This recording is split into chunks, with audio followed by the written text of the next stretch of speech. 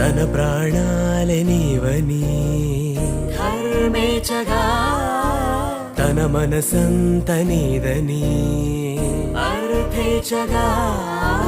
తన వలపంత నీకని కామేచగా అవధులు లేని ప్రేమకై మోక్షేచగా మూడు ముళ్ళతో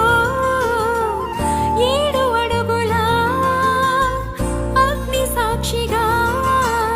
ఇద్దరు ఒకటిగా